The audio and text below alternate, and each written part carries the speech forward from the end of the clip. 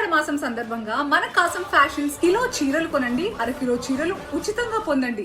రాజమహేంద్రవరంలో తాగుబోతు ఉన్మాదులు కారుతో చేసిన దాడిలో తీవ్రంగా గాయపడి బ్రెయిన్ డెడ్ అయిన డాక్టర్ ప్రియాంకకు జరిగిన అన్యాయాన్ని నిరసిస్తూ ఆమె చదువుకున్న జిఎస్ఎల్ వైద్య కళాశాలలో విద్యార్థులు తీవ్ర ఆందోళన వ్యక్తం చేస్తున్నారు.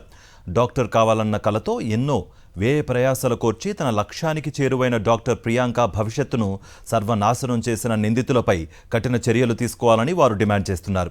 ప్రియాంకకు న్యాయం జరగాలని కోరుతూ కళాశాల ఆవరణలో భారీ క్యాండిల్ ర్యాలీ నిర్వహించారు.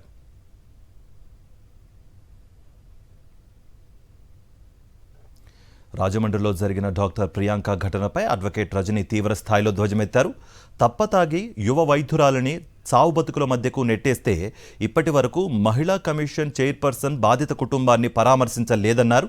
ఇంత దారుణ ఘటన జరిగితే హోంమంత్రి ఎందుకు స్పందించలేదన్నారు. మాజీ మంత్రి సీదిరి అప్పలరాజు కేసు మీద పెట్టిన శ్రద్ధ వైద్యురాలిని కారుతో గుద్దిన వారిపై ఎందుకు పెట్టడం లేదని నిలదీశారు. నిందితులు వైఎస్ఆర్సీపీకి చెందిన వారైతే పరిస్థితి ఇలానే ఉండేదా అని ప్రశ్నించారు అడ్వకేట్ రజని. ఈరోజు ఒకడు తప్పతాగి కారుతో 2-3 సార్లు ఢీకొట్టు ఆ పిల్ల అక్కడికక్కడే పడి బ్రెయిన్ డెడ్ అయిపోయే పరిస్థితికి ఈరోజు వచ్చిన పరిస్థితుల్లో ఇప్పటికీ కూడా గౌరవ మహిళా కమిషన్ చైర్పర్సన్ గారు ఆ అమ్మాయిని హాస్పిటల్లోనూ విజిట్ చేయలేదు, ఆ తల్లిదండ్రులను పరామర్శించలేదు. అదే మాదిరిగా గౌరవ హోంశాఖ మంత్రివర్యులు ఒక మహిళకు జరిగిన అన్యాయం కాబట్టి సాటి మహిళ ఇమీడియట్గా పోలీస్ స్టేషన్కి వచ్చి ఏదైతే రాసినటువంటి ఎఫ్ఐఆర్ కానీ ఆ ట్రాక్ రికార్డ్ కానీ సీసీ ఫుటేజ్ కానీ ఇవన్నీ పర్యవేక్షిస్తే ఆ కుటుంబానికి కూడా ధైర్యం చెప్పాల్సినటువంటి హోమ్ మినిస్టర్ గారు కూడా ఆన్ స్పాట్లో రాలేకపోయారు.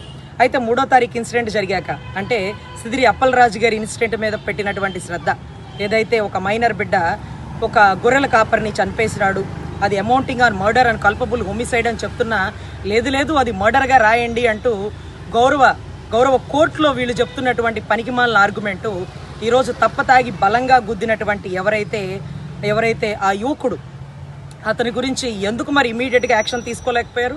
ఒక మహిళ అక్కడికక్కడే ఒక డాక్టర్ చదివే విద్యార్థి అక్కడికక్కడే కుప్పగూలిపోయి బ్రెయిన్ డెడ్ అయిపోయే పరిస్థితి వచ్చినప్పుడు ఆన్ స్పాట్లో ఆ రాత్రికే అతన్ని అరెస్ట్ చేసేయాలి. అతనేమి అరణ్యాల్లో లేడే, పారిపోవడానికి హైవే రోడ్ల మీద లేడే, మేము పట్టుకోలేదు అనడానికి. ఆన్ స్పాట్లో సీసీ ఫుటేజ్ నైట్ పెట్రోలింగో లేకపోతే 100 చుట్టుపక్కల వాళ్ళు ఏదైతే ఆ సంబంధించిన థియేటర్ ఇచ్చిన ఓనర్ని కంప్లైంట్ కన్సిడర్ చేసుకొని దిశ యాప్ అంటారా, మీరు మార్చుకున్నటువంటి శ్రీశక్తి యాప్లు అంటారా, లేకపోతే శ్రీశక్తి చట్టాలు అంటారా, what ever it may be, ఏం చేస్తుంది 3వ తారీఖు రాత్రంతా ఆ చట్టం? మరిన్ని అప్డేట్స్ కోసం ఛానల్ను సబ్స్క్రైబ్ చేయండి. నోటిఫికేషన్స్ కోసం బెల్ ఐకాన్ పై క్లిక్ చేయండి.